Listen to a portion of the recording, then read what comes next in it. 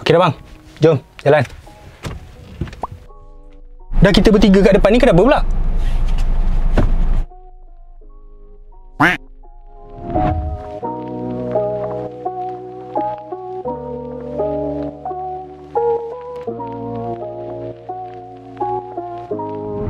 Assalamualaikum dan salam sejahtera kepada semua bangsa mekanika. Hari ni kita special sikit sebab kita nak review ni MPV daripada Honda. Nampak macam hatchback kan? Tapi sebenarnya Honda kelaskan kereta ni sebagai MPV. Nama dia Honda Edix. Honda Edix ni dia keluar masa 2005 sampai 2011. Tetapi Honda Malaysia tak jual kereta ni. Yang jual kereta ni kat Malaysia ialah pengedar-pengedar kereta recon, grade importer lah. Dia ada dua spek, satu 1.7 dan satu 2.0. Uniknya MPV ni ialah dia ada 6 seater, iaitu 3 di depan, 3 di belakang. Kalau kita ingat, konsep yang sama digunakan oleh Fiat Multipla. Nampak macam aneh kan dia punya bentuk dia, tapi sebenarnya MPV ni, MPV Edix ni dibina di atas platform Honda Civic masa zaman tu lah, iaitu Honda Civic ES.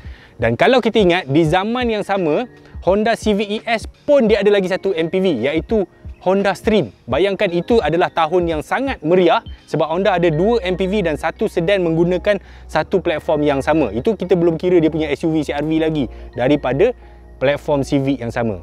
Tetapi pada 2011 pengeluaran kereta ni dihentikan sebabnya dikira gagal. Dia gagal mendapat model seterusnya lah. Kat Jepun tak laku sangat. Bila tak laku, tak ada second generation lah.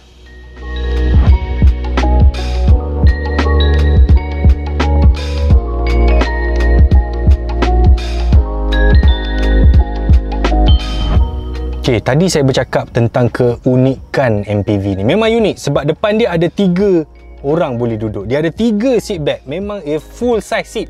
3 seater kat depan, 3 seater dekat belakang. Okay, itu bahagian seat. Apa lagi yang unik? Bayangkan MPV ni dia keluar pada 2005. 15 tahun dulu. Tapi kalau kita tengok dia punya susunan, dia punya dashboard punya layout ni memang nampak contemporary. Even untuk standard hari ni. Dan saya boleh kata dashboard dia ni mungkin lebih cantik dari setengah kereta yang keluar pada tahun ni. Cantik. Okey, apa lagi yang unik? Dia punya switch power window dia tidak duduk dekat pintu. Power window dia duduk dekat atas dashboard. Tetapi switch side mirror dia duduk dekat pintu kat sini. Itu yang pertama. Yang kedua, dia punya center view mirror. Center view mirror sepatutnya dia center lah, dia duduk kat tengah sini kan. Tapi disebabkan kereta ni lebar dan 3 seater, center view mirror dia, cermin tengah dia ni duduk sedikit ke kanan dekat arah driver. Iaitu kalau kita tengok kat tengah, dia ke kanan sikit. Dan apa jadi bila kereta lebar? Sun visor. Okay, sun visor kereta ni dia ada 2 bahagian. Dia ada kat sini, dia dekat sini, supaya kita boleh tutup matahari bila ada matahari panas lah. Dan bila untuk bahagian tepi, cuma tarik bahagian ni je lah, dia akan tutup dekat bahagian sini. Sun visor dia. Kemudian kereta ni dia ada banyak kompartmen barang yang tersembunyi. Antaranya dekat seat tengah ni. Okay, tu ada bahagian yang kita boleh sorok barang. Banyak ni. Kasut pun boleh letak dekat bawah. Bijak. Seat tengah ni dia boleh simpan barang dekat bawah dia. Kalau kita tengok, bolehlah letak barang lagi kat sini kalau nak sorok barang-barang peribadi kan. Okay, katakan seat ni kita tak pakai, dia boleh berubah menjadi armrest. Cara dia, kita tarik kat sini. Kat sini dia akan jadi armrest untuk kiri dan untuk kanan. Secara automatik dekat sini pun kita boleh isi barang lagi. Dekat sini kalau letak touch and go ke atau spek ke apa benda kan. Okay, seat tengah ni satu-satunya seat yang kita boleh tolak habis ke belakang. Tapi kena ikut belakang lah. Dia ada switch dekat belakang, kita tarik. Jadi kita dapat space yang betul-betul luas dekat bahagian tengah ni. Sebabnya gear dia dekat bahagian sini, brake parking dia dekat bawah. Macam Alza, macam MPV lah. Sekarang saya nak tunjuk keluasan bila saya duduk dekat belakang. Tapi sebelum tu kenalah set dia punya seat depan dulu. Okay, ini adalah kedudukan saya bila saya memandu. Saya tunjuk pula kalau saya jadi penumpang belakang.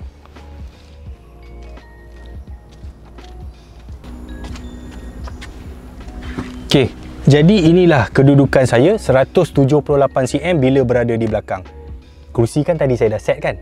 Tengok betapa luasnya dia punya ruang lutut ni, ruang kepala. Kereta ni memang direka bijak. memang sangat bijak. Dia ada ruang yang mencukupi.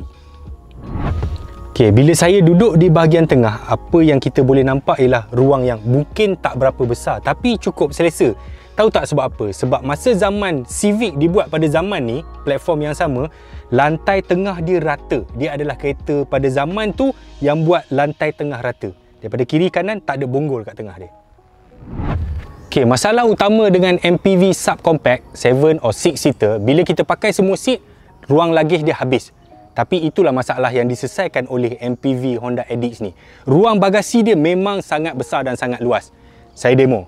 Abang Beras. Ni. Kita suruh Abang Beras masuk.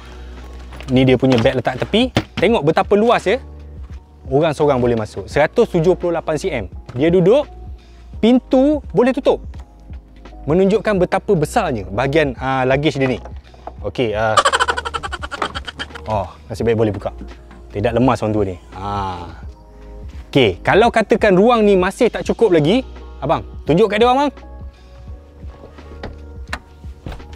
Dah boleh lipat satu side. Tak cukup lagi. Tunjuk bang. Tunjuk sikit. Tengok betapa besarnya selepas 2 seat. Tak cukup lagi. Last bang, last bang. Bagi dia orang ni. Tengok. Berapa besar seat yang bila kita dah turunkan ketiga-tiga seat ni. Bang, cuba baring bang.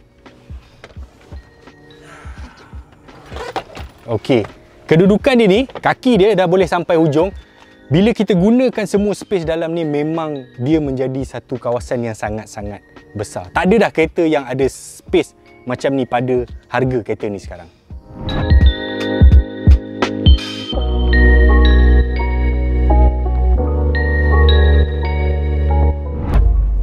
Saya percaya ramai orang memang tak pernah tengok pun, tak pernah tahu pun Honda Edix ni wujud kat Malaysia.